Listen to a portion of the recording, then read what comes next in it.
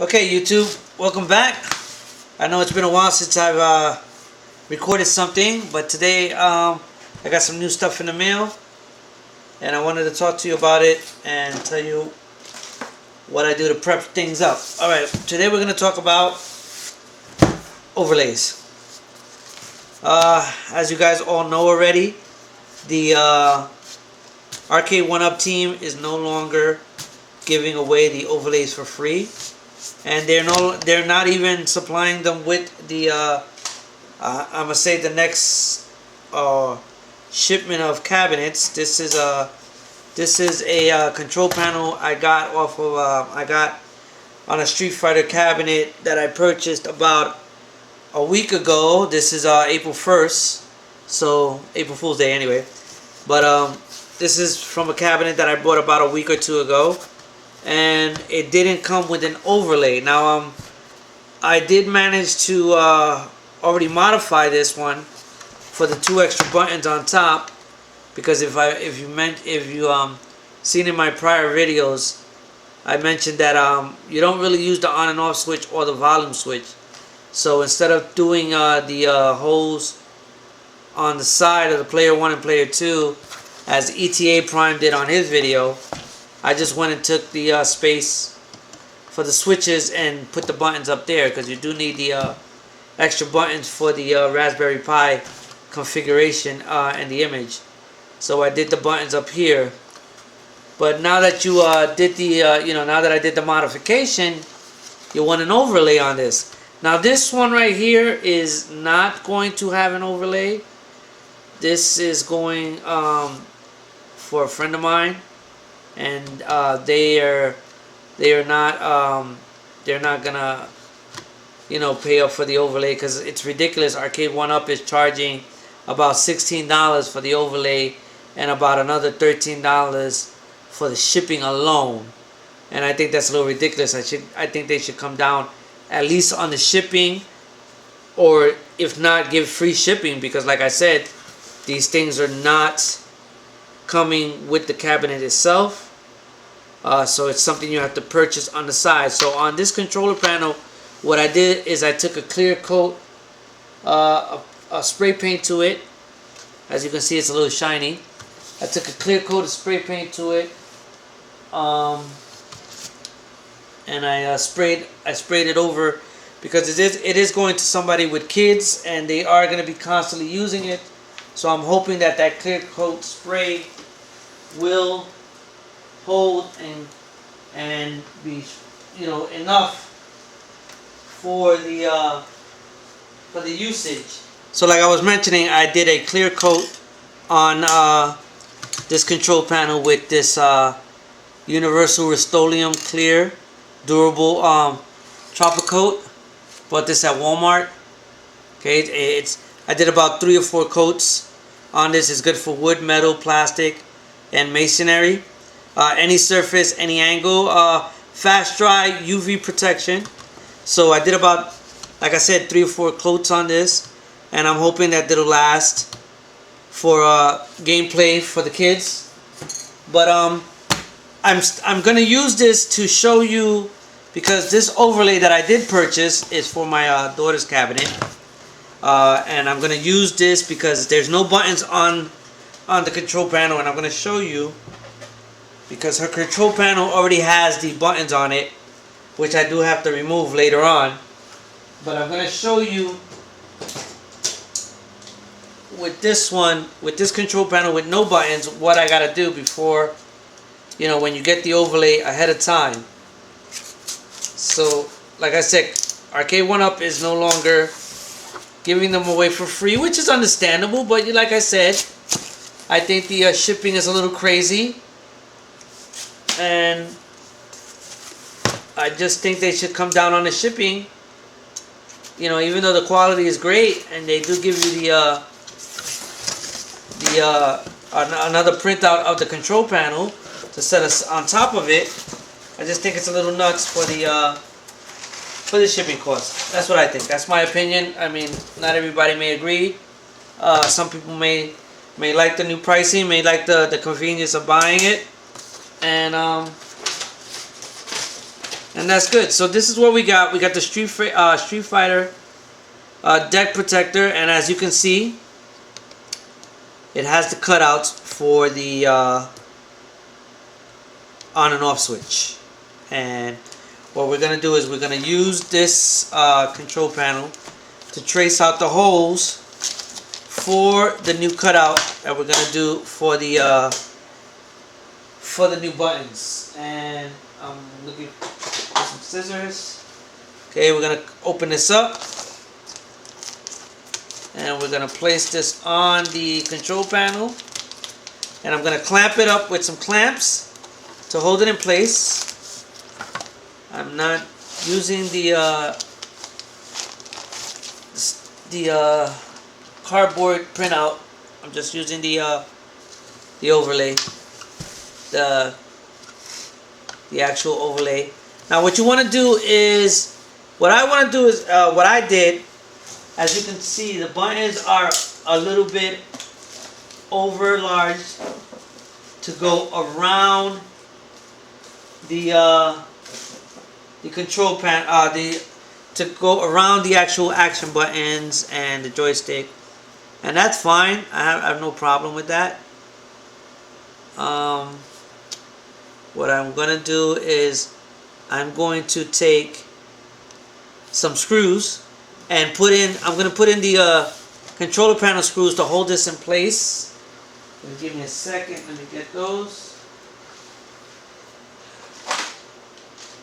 The actual controller panel screws that are used to put this together. I'm going to use those.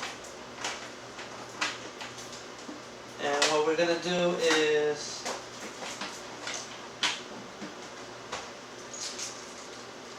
we're going to use those, put those in place, and we're also going to use some clamps to hold everything in place. And these clamps are bought at Harbor Freight. I'll leave a description at the bottom of the. I'll leave a link at the bottom of the description. So what we're going to do is we're going to put the 4 screws just to put them in place, just to hold them in place. Just to keep everything nice and sturdy, so that when we put the clamps, everything's nice and evened out. Okay. Now you don't have to use all 4 screws if you're not. You could do like 2 diagonally, but I'm going to use all 4 so that there is no problem and no issues on movement or anything like that. So what I'm going to do is all 4 screws in there, and it's nice and even out. Everything's good. We're gonna take the first clamp and we're gonna place it right here in the middle. Right. You're gonna make sure everything's all right on the other side. Now this is my first time doing it this way. Before, on my own controller panel and on another cabinet I put the holes next to the player 1 and player 2. But I like it better this way. This is a new way for me, and I think it's much easier. Now, from what I'm looking at, the edging, the left and right seem to be perfect. They're lining up perfectly with my hole. So what I want to do is I'm going to take a Sharpie, a nice fine point Sharpie, if not a nice thick Sharpie with a nice fine point. Let's try to do both to see what we get, what results we get.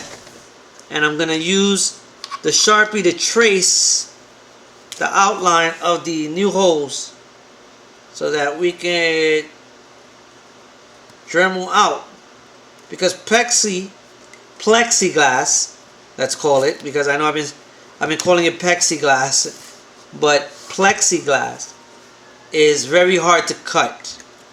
You have to have a nice good tool, you have to have a nice good press, and you have to have a nice steady hand. So what we're gonna do is I'm gonna take a Sharpie and I'm gonna outline the edges that I'm missing, and I'm gonna do it for both sides. And I'm sorry, I'm out of camera here, forgive me. Okay, we're gonna take a Sharpie and you're gonna paint the edging on both sides, top and bottom, because that's what's really getting left over there. And I think that should be good enough. And try not to lose these screws. Okay. And I'm seeing the marking on the other side. And what we're going to do is we're going to remove the plexi overlay. Let's put the screws aside so it doesn't scratch anything. Okay. And put the Sharpie away. And we're going to remove everything and look at everything and see what we got to work with. Okay. And I think that the marking we did with the Dremel is not, with the Sharpie is not so bad. Okay, I don't know if you can see it there. The markings. Normally, if the hole wasn't there and I had to make brand new holes, I would use a drill bit. A nice sharp drill bit. I just purchased some new ones from Home Depot, and the store man told me that they work pretty good with plexiglass, as long as I got a nice sharp drill bit and I have a nice press top. But what I'm gonna do is I'm gonna use a Dremel, okay, because I'm more comfortable with the Dremel. And my cutlery tip is gonna be a metal cutlery tip, and we're gonna do it nice and slow. To cut that metal, to cut that plastic down a little bit, and we're gonna make sure that we have the spare button that I've been using to measure everything. I have a spare button laying around so that we can check that measurement. And I'm going to do this. I'm going to try to attempt to do this on camera as best as I can. Let me move the camera up a little. Okay. And we marked out everything. We don't need the clamps anymore. I don't think we need the Sharpie anymore. So what we're going to do is I'm going to take the Dremel and I'm going to Dremel out along the black line of the marking, and then test it with the button to see if my button slides through that hole. Pretty good. Okay. And once we got that done, we'll do the other side and we'll throw it on the controller board. And if it goes through the plexiglass as well as the controller board, we're good to go. And this will go to my daughter's controller board for her cabinet, and I'll make a video for that to when we start completing that. I'm gonna speed up the video a little because the Dremel's gonna make a little bit of noise, and I'm gonna just rotary around so till I get to those markings and try to cut some as much as I can without messing anything up. We're gonna do it nice and slow. You can even use a Dremel with sanding on it if you want to do that. But let's do this first. Let's try it with this and see how good we get.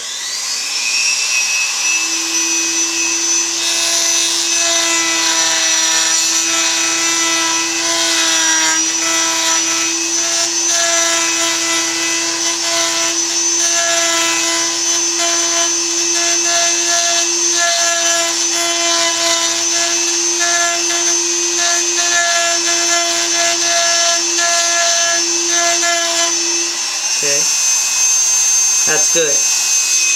What we're gonna do is I'm gonna take a sanding Dremel, a Dremel with a sand belt on it, and clean that up. The reason I like using Dremels on plexiglass because the speed and the cutter does not abuse the plexi. It kind of like melts it a little down. As long as you go slow with it, you won't crack anything. So let's do the rest of the marking on here, the top part. I'm going from underneath.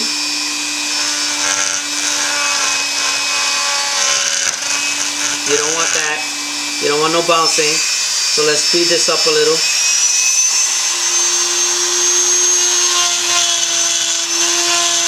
I'm trying to get as close to the line as I can.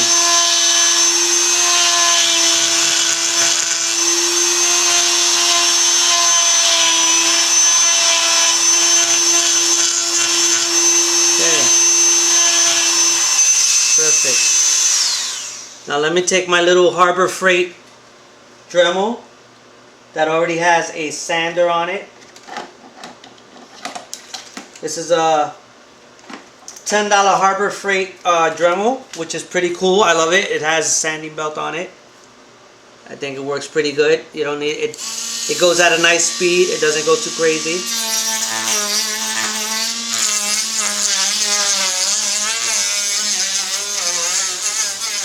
And it works just as good as the more powerful Dremel, but it works a little better. Let me run the button through the hole and see. Oh, wonderful, see? And it fell right through. No issues, no problems. And that's that. Okay? Now I think we could even use the little Dremel on the next hole, because I was doing a little testing and to see which one I felt more comfortable with. And I think I'm more comfortable with the $10 Dremel from Harbor Freight.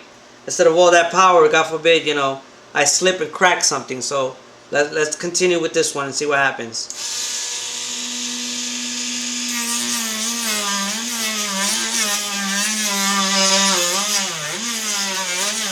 It slows down a little if you put too much pressure, which is fine. And for your own safety, use some goggles or something. I got glasses on, but you can feel the plastic chips bouncing off, and they are a little hot. So you want to try to be careful with what you're doing. But these little plastic pieces, you don't want them getting in your eye, and you don't want them messing you up in the long run. Okay, I think I'm doing good here. And like I said, for a small $10 Dremel from Harbor Freight, I'll leave a link at the bottom of the video in the description. I think it works fine. Look at that. And perfect round circle. You can it's not an exact perfect circle, but you can the button definitely hides the deformity of the circle, and it's good enough right there. So what I'm going to do is I'm going to take the air compressor and blow off the rest of the dust out the plexiglass.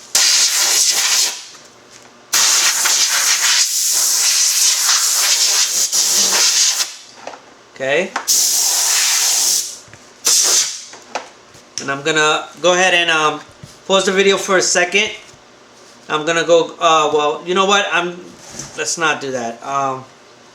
What we'll do is, in the next video, I will put this plexi on my daughter's controller panel and show you how everything comes out. I am waiting on I'm waiting on some stickers, a new layout that I ordered from Arcade Graphics, and once I get that, we'll put the plexi on and we'll redo the buttons and all that stuff, and I'll take it from there with a new video. But I just wanted to show you that a simple Dremel from Harbor Freight, or any little Dremel that you have. This is actually an engraving Dremel, to be honest, and it's only 12 volts. It's got about 16,000 RPMs. It's very simple. A little switch. It's called the Drill Master. I'll leave a link at the bottom in the description so you could get one. Do the markings with the Sharpie. Take your time with it. Run the circle. I already showed you how to do the circle in the on and off switch to get that, and you don't have to do it next to the player 1, player 2, and that's it. I'll see you in the next one.